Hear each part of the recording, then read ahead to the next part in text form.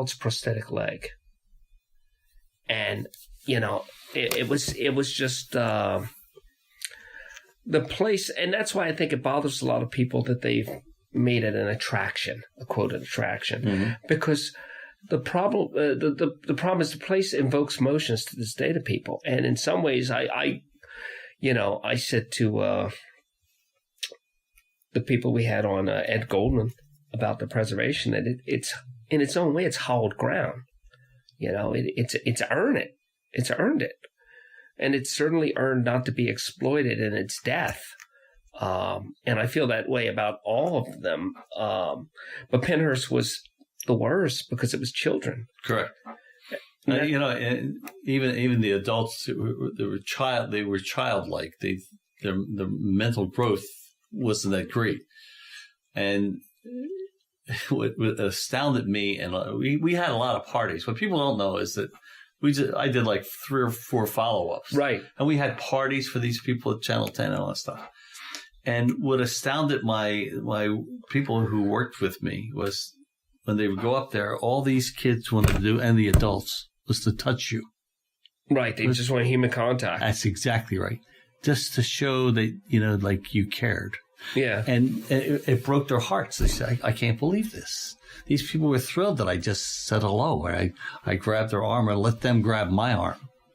And I said, that's what every day for them is like. There's no one there. No one cares. And they just love that attention.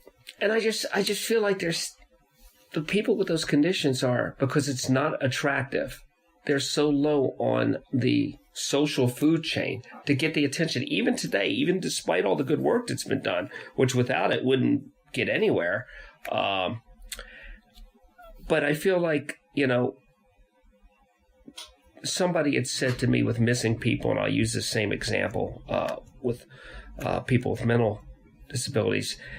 And forgive me because I never know which term to use on a given day because every term becomes... Correct. Don't worry about it with me. Yeah, you don't have to be politically correct with me. And when we look for missing people, lots of times I've had people say, there's more of a system in place to find a lost dog. Oh, yeah. Or to help a lost animal. Correct. And I feel that way about people with mental disabilities. One of my pet peeves. That if we do a story on some cat or some dog that's in trouble, we'll get an unbelievable response. You change the names and put a child in there, and the response is not nearly as great. And that always bothers me. I mean, I love animals, don't get me wrong, but I love people more. Right. They're more important. And people have to be around to take care of animals. Correct. And I'm the same way. And people say, you don't like animals. I love animals. No. I have a dog. I love them. Sure. But and then, I jokingly said to somebody, what if we gave everybody a dog or a cat? At least we could up the love a little bit, Because one of my friends said, if I go missing, I better take a puppy and a baby because nobody's going to look for me. Correct. That's right. He's right. And that's just, it seems like our priorities, we're more comfortable with that. And I think that the problem with... I think it's because people believe that animals are helpless. See, helpless, innocent, they have no bias, but... they're helpless, I got to help them. But people they think that people have a choice, and they don't have a choice all the time. No, and that's an example of a place where people don't have a choice. I mean, and the fact that when people would get better, I remember seeing paperwork, and they would keep people there because they were effectively indentured servants. If you were too good, you were kept. Absolutely correct. That's right. It was free labor. You'll never get out. You'll never get out. That's correct. If you're too bad, you're there. If you're too good, you're there. You're there. That's right. Free labor. That's exactly what it was. And that went on for decades. Mm-hmm. And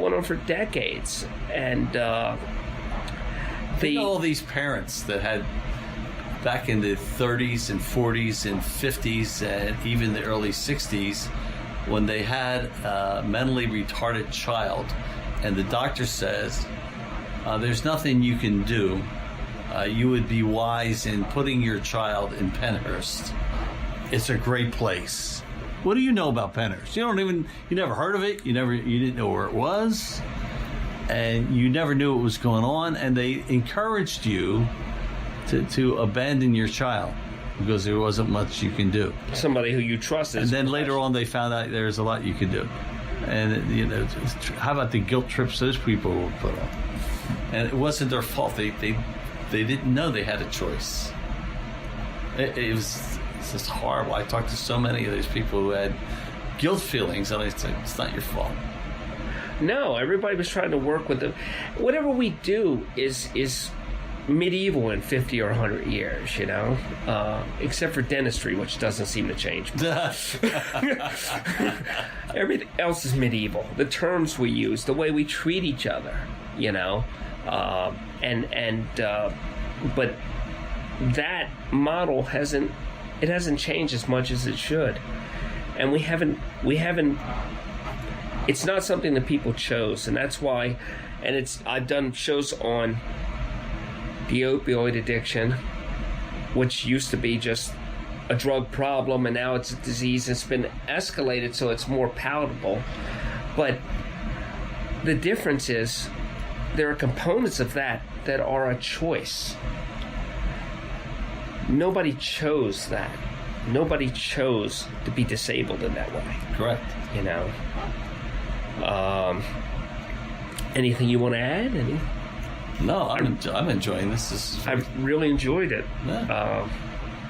I thank you for your time and really enjoyed it. And thank you for all you did. I think you were the champion you were saying that they needed, and you didn't realize it. Well, then I'm happy. Because I think that it's rare that you see a cause and effect. That I think if you take you out, somebody might have come along, but the timing was everything.